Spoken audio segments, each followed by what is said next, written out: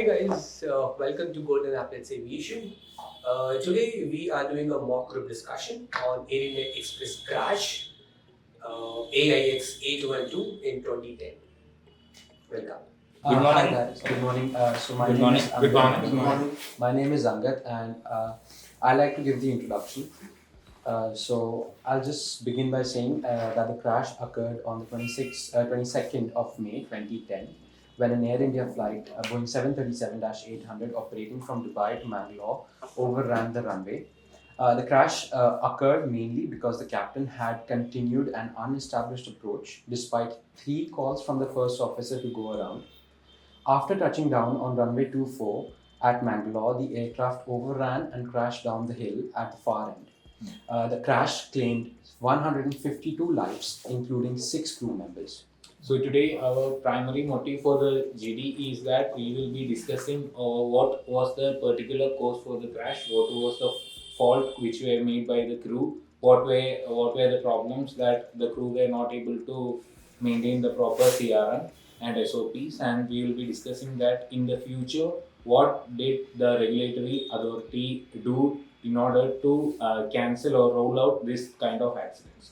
So I want all of your participation to be done in this GD. Please put your. So I'll start with some information about the flight. The flight was to take off from Dubai and land at Bangalore. The flight was in Air India Express 811, and it had 2 minor faults which was under the MEL. One was a seat with the 52C, and one event was with the tail logo light, but which was a minor issue. So it was released by the Dubai, and the plane was refueled according to the captain's request, and all the crew members have enough rest to carry out the flight. I would like to continue a few points regarding the crash. The captain continued an unstabilized approach mentioned by our teammate, and also the captain landed the plane 1,600 meter away from the touchdown zone. So it led to the overshoot of runway, and also we can see the lack of CRM in that because he did not respond to the co-pilot about the 3 times go around, and he continued the approach that led to the accident. Yeah, continuing to his point, the captain has already had not sleeping yet. Like he had 24 hours sleep. He was awake for 24 hours before the flight as he was not rested. So he was having a fatigue before the flight, and that may be the major cause which he want to land as soon as possible, and didn't even he ignored the pilot, This the fa- co-pilot. But according to Ministry of Civil Aviation's report, all the crew was given enough rest before the flight. I would like to contradict that point, stating that the captain, who was Latko Glucica, he was a servant captain who was returning from his holidays and was scheduled to a flight later, but was told to do this flight even when he was not supposed to. And another fault over here that I want to mention is that the medical checks that we are supposed to do in the dispatch office of a airport. So the medical check was done in India, but returning from India, there was no medical check done in Dubai. So but by then the captain was already starting to feel the fatigue as he was returning from the holiday, and this fatigue led to a disorientation in his motor skills and leading to wrong decision making by him. And adding on your point that the CVR from the data we have collected from the CVR, it shows that there was no conversation between the first officer and captain for 1 hour and 14 minutes. And there was sounds of snoring of captain in the cockpit voice recorder, and this clearly shows us that the crew was not able to maintain a proper CRM, which is crew resource management, and they were not following the proper SOPs. While the captain was sleeping, the first officer was doing all the radio calls and all, and he was also doing the work of captain as well. And even after the captain woke up, which was during the approach phase, when they were asked by the Mangalore ATC to follow a DME arc into the airspace, he denied or ignored the first officer's request to reduce their speed or go for a go around, and this led to the ultimate crash, which saw 158 lives being taken. I think Roshan has some points. Yes, I would like to add point that the captain, it's already mentioned that the captain has fatigue and he was tired and he was lacking sleep. And also, it's proven in the CVR that the captain did not listen to the first officer about the go around. If he had listened to that and did the go around, the crash must have been not happened. Yeah, and also we had a low visibility. Also over there, he could have just been denying, and he could have been waited over there for few minutes so that the visibility could have been reduced. But the captain had a fatigue, so he want to land as soon as possible. So that was also one of the major factors. To put some more light on the incident, I would like to tell about the Mangalore airport. It is a tabletop runway surrounded by hilly terrain, and it requires a special requirement that only the PIC can land on that airport. And according to this, I feel the PIC was not that that prepared about the runway and the landing he should take away. And he also approached the glide slope. So basically, ILS puts up a false glide slope, and we should always approach it from below. But the captain decided to approach it from above, which led them over a decision height of double the main height.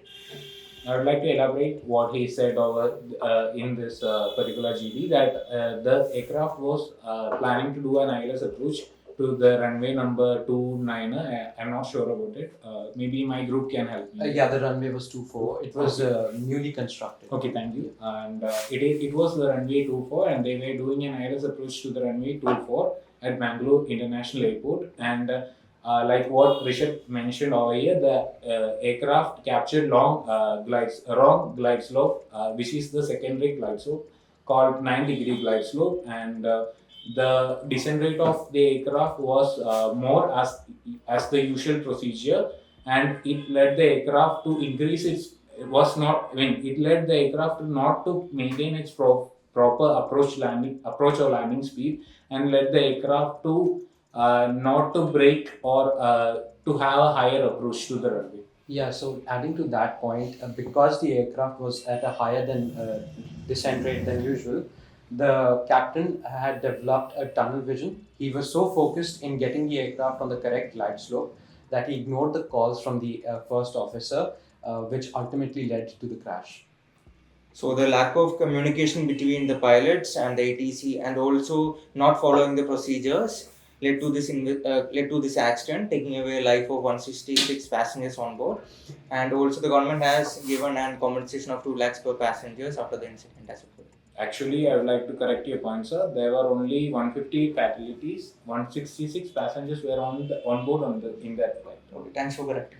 And even after the landing, that means the touchdown, when the aircraft landed 1600 meters ahead of the runway, it almost missed half the runway. The pilot, PIC, tried to stop the aircraft by initiating the reverse brakes and applied full brakes. But in the end decision, decided to initiate a go around, applying full thrust. But in the simulators, it suggests that if he had continued to apply the brakes, it would have stopped in the end movement. But due to that end decision of go around, it did not stop. Okay, so there we can see another factor that the captain was not able to think properly or not able to maintain a proper decision at that particular time, which might be due to his fatigueness. So we can discuss on that particular. Yeah, and that fatigue also was highlighted in the glide slope point, which my friend here mentioned, that any pilot who is well rested and properly trained would have recognized that false glide slope, monitoring the rate of descent. But as he was fatigued and disoriented, he was not able to monitor that. Yeah, I totally agree with your point. And as it was a tabletop runway, if this accident won't be happening if the runway already had a clear way, which is a pathway where there is no obstructions, so that if a pilot had overshoot the runway, the pilot could have been at least landed on a safe place, so that there won't be this much of a life-threatening situation won't be happening. Sorry to interrupt, guys. We have used up half the time. Okay. Now I think that we need to come to that talking about the preventive measures that the regulatory authority has to please. I would like to continue regarding that. Yes, please. So proper rest before every flight, as we have as flight limitations of 35 hours per week, and also following certain guidelines and SOP of the airline is very much important for the safety of the aircraft and the passengers. and more priority should also be given to the first officers to take over the control if he feels like the captain is taking a wrong decision, which a first officer can do. Yeah. And also another thing I would like to point out is that the Indian Regulatory Authority has initiated a rule that the crews should follow the proper CRM and SOPs inside the aircraft cockpit, and they shouldn't be having in a usual conversation during flying or something during the flight. And this also highlights the point that the FTTL or flight duty time limitations of the pilot should be closely monitored and should not be misused, as we saw the fatality that this created because of not getting proper rest for the pilot. AIB also provided some recommendations to the airport authority that they should the airport runway was not properly maintained and it has some fault with the ILS and the approach path. So they told them that they should properly construct it according to the usual or normal airport conditions. So I guess we should conclude it. So who would like to conclude? Would you like to conclude the GD? Yeah. So I'll conclude by saying that the main reason that the crash occurred was the lack of CRM and the lack of judgment by the captain. The captain decided to ignore the calls of the first officer, which would have in turn avoided the crash in whole. He did not go around, and when the aircraft finally touched down, 1600 meters away from the touchdown point, he decided to pull the full reversers and brakes, which in turn slowed aircraft down, and it could have stopped before the end of the runway, but then the cloudy vision and the foggy vision of the captain, he then again put toga and decided to do a go around, which we all know turned out to be a fatal decision and claimed the lives of 158 passengers. So the main reason was the lack of CRM and the cockpit was not sterile. Thank you guys. Thank you, guys. Yes, thank you. Good job. Good job. So nothing much to say. You guys have, polished so nicely. Thanks to your mentors. Okay. Yes. Yeah. And first, good things. Okay. And maybe some slight feedback, things which need to be improved on. Okay. Very small pointers. Good thing is all of you are very polished, no doubt about it. You know how to contradict, you know how to appreciate, you know how to take chances in between. Okay. You know how to counter also in a very diplomatic or very nice way. You know how to add your points also in between. So that was very nice. You know how to encourage your team members also, to put their views and points. It was also very nice. Okay. So it was overall good. I think I would have selected all of you. Okay. But yes, some few points which would have definitely, made you slightly better. That's on my this thing. Okay. Roshan, you said thanks for correcting. It was wonderful. Okay, adding one more thing. And one thing Vijay, you prompted Roshan, would you like to put your views or something? So I just want to know any particular reason, did you observe him that he wants to speak and then you prompted him, or you just out of... No sir, he was trying to make a point, and Okay. At that time one of other teammates made a Okay. point, he Okay. rejected him. Okay. So I wanted him to take a chance, and Okay. that's why. Fine. So this is fine.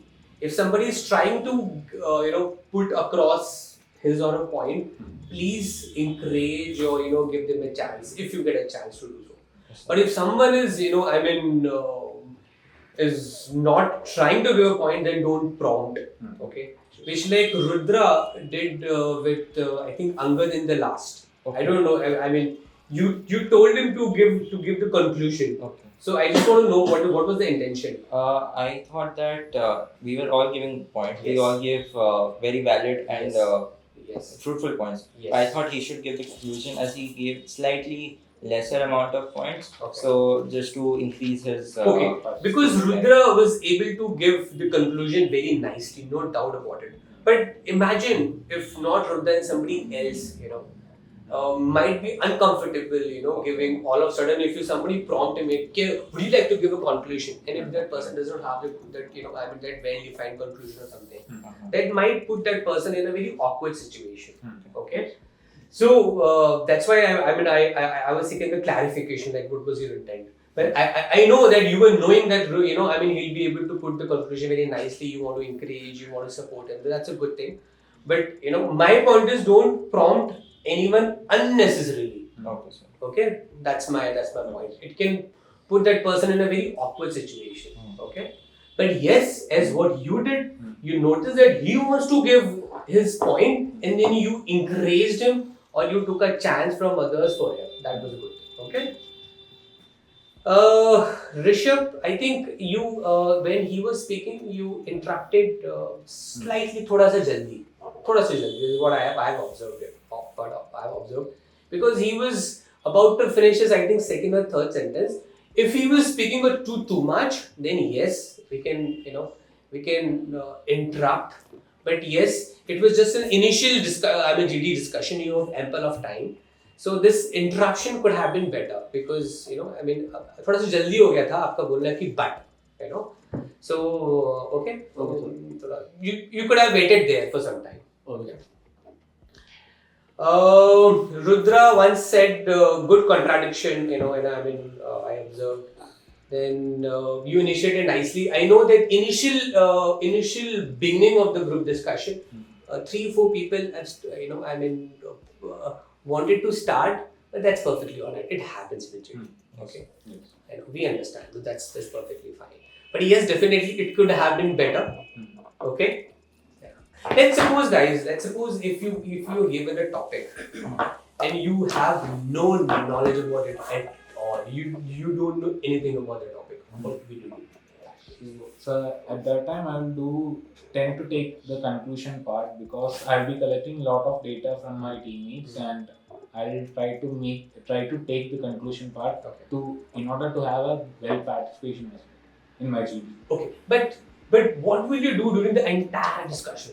So like we can take points from them, like we can take our turn after 2 or 3 then, and we can just gather their points and we can do accordingly. They might be putting some let's say if I used the word called CR. Yes. So there might be Ruth might don't have any points about that particular crash, but he has some point about CR. Yes. So I can start from that part as well.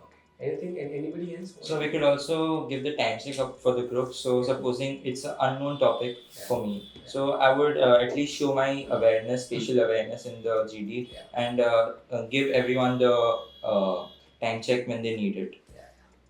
Right. Pass on the points other teammates are saying. Like if someone says a point which is really common about, so I could like add on stuff on that and reframe the sentences they are saying. Absolutely. Okay, and in the last also, you can thank your team members. I was knowing a little about it. Let's say in the initial discussion, you were not been able to put your points across, and you are also feeling it internally. I have not been able to put this point because I don't know this topic well. So in the last, you can also some thanks to your team members. I was knowing a little about this topic. But after this wonderful discussion, I'm able to thank all of you. I've made a lot of points about it. But give conclusion, Give conclusion. Reframe your sentences as you told, and then once you learn from 2-3 points, then put your points across. In the last, also take a chance to conclusion. Guys, I've learned a lot. I was knowing a little about this topic, but after this discussion, I have made my points, and after going back home, I'll do a research on this also. Agree? Yes, sir. Okay, guys. Good luck. See you. Thank you, sir. Take care.